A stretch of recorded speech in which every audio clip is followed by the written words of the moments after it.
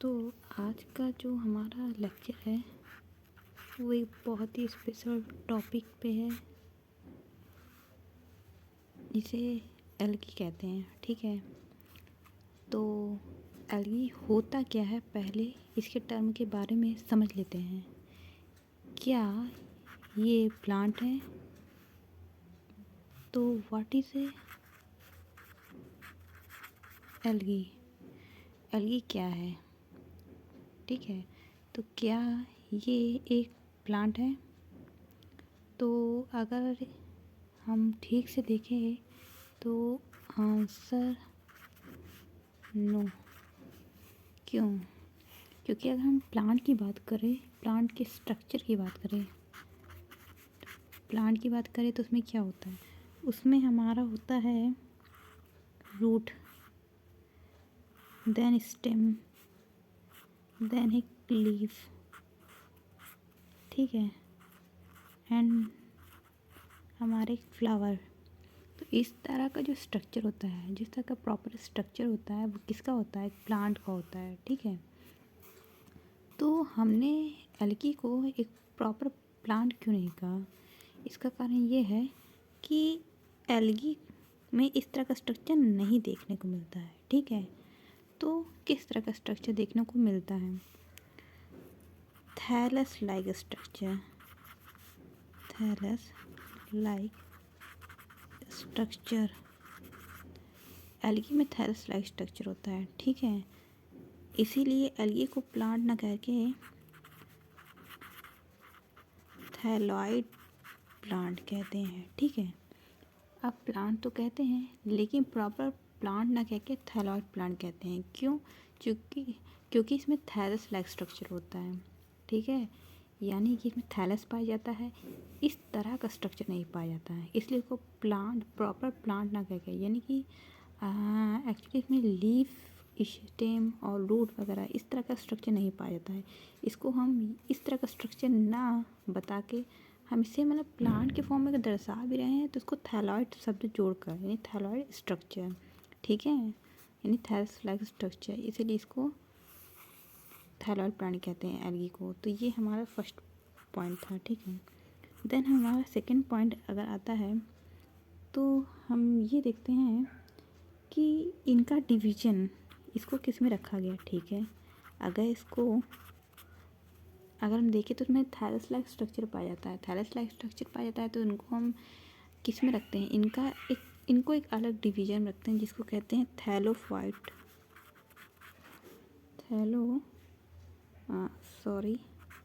Thallophyta कहते हैं। ठीक है, इनको थैलोफाइटा कहते नहीं, एक्चुअली इनको डिवीज़न थैलोफाइटा में रखा गया है।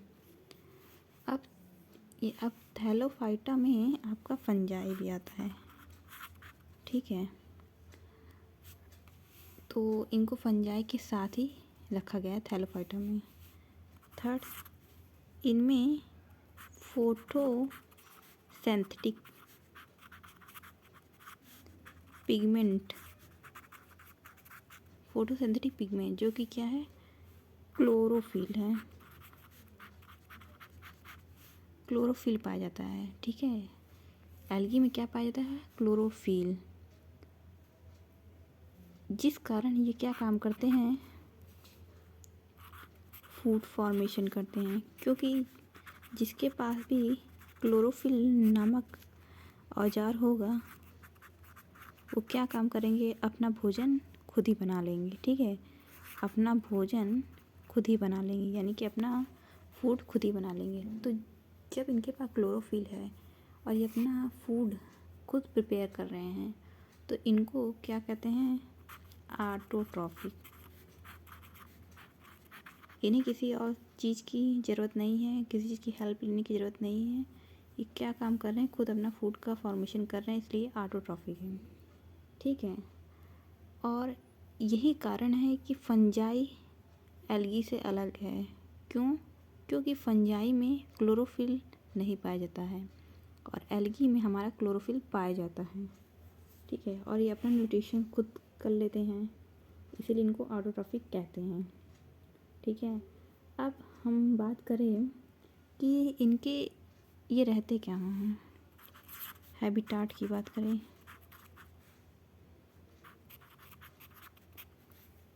तो ये मोस्टली तो एक्वाटिक ही होते हैं, यानी और भी टाइप के होते हैं, उनको हम आगे के लेक्चर में देखेंगे। मोस्टली कैसे होते हैं, एक्वाटिक होते हैं, ठीक है।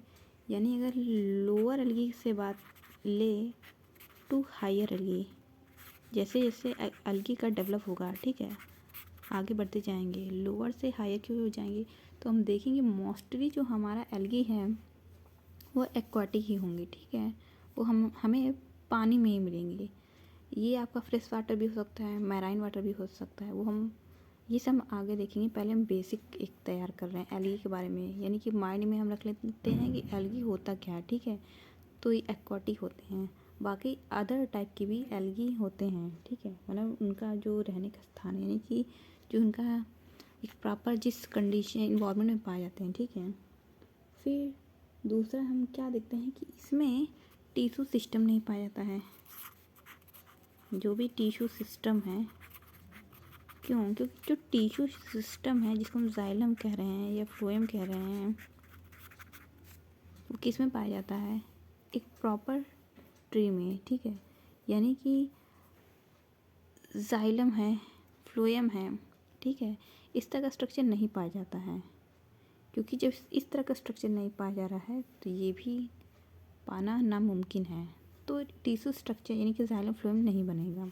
ये तो नॉर्मल से बात है। जब ये थैलस है, यानी कि जब थैलस लाइक स्ट्रक्चर है, जिसे हम अगर कहें तो कभी कभी ऐसा होता है कि इन्हें नेकेड आई से भी देखना पॉसिबल नहीं हो सकता है। तो इस तरह का स्ट्रक्चर इसमें देखने को नहीं हो पाए, मतलब मिलेगा हमें। अब अगर इनकी सेक्स आर्गन की बात करें, ठीक है, अगर इनकी सेक्स आर्गन की बात करें तो जो इनका सेक्स आर्गन होता है वो यूनिसेलुलर होता है, ठीक है।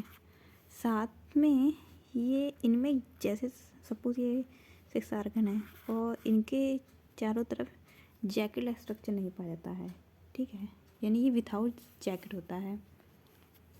एंड नेक्स्ट अगर हम बात करें तो इनमें अल्टरनेशन ऑफ जनरेशन देखने को मिलता है, अल्टरनेशंस ऑफ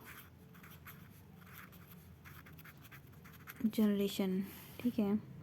यहाँ थोड़ा स्पेस की कमी है क्योंकि मैंने ज़्यादा मतलब पेजेस नहीं लिए थे वीडियो शूट करने के लिए, तो एक्चुअली ये इनफ है, इतना मतलब काफ़ी है स्पेस। तो अल्टरनेशन जनरेशन इसमें हम देखने को मिलता है। अल्टरनेशन और जनरेशन क्या होता है, यानी कि इसमें sexual phase and asexual phase दोनों देखने को मिलेगा, ठीक है। इसलिए इनको अल्टरनेशन जनरेशन कहते हैं। यानी हम इनमें दो, यानी इस लाइफ साइकिल में हम दो स्टेज को देख रहे हैं, एक सेक्सुअल और एसेक्सुअल फेज, ठीक है। तो हमने इस लेक्चर में क्या क्या कवर कर लिया, हमें एक जनरल इंट्रोडक्शन पता चल गया, यानी कि जनरल बातें पता चल गई एल्गी के बारे में, जिसे ये नहीं पता था कि एल्गी होता क्या है, ठीक है। तो हमें पता चल गया कि ये थैलॉइड प्लांट होते हैं, थैलस लाइक स्ट्रक्चर पाया जाता है इसमें, और इनका डिवीजन जो होता है वो थैलोफाइटा होता है, ठीक है। एंड इसमें फोटोसिंथेटिक पिगमेंट जो कि क्लोरोफिल है, जिसके द्वारा ये अपना फूड का फॉर्मेशन करते हैं, यानी ये ऑटोट्रॉफिक होते हैं।